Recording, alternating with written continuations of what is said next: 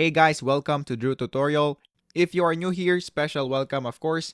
In this video, I will show you how to download music from YouTube as MP3 file. So the first thing that we are going to do right here is to open one of our browsers in our phone. So currently I'm using Samsung Internet. So you could also use different browser if you want to. So what we're going to do next is to go here on the search bar and then search for studio.youtube.com. After that, just click on enter and then click continue to studio.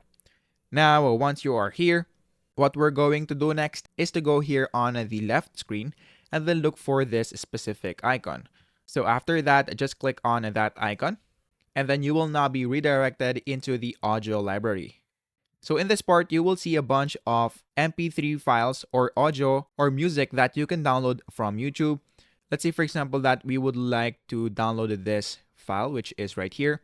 So all you have to do is to go here on the right part of the website. And then all you have to do is to click on this and then click on download. So as you can see, the video has been downloaded. So if you go here on the download section, you should be able to see it right there.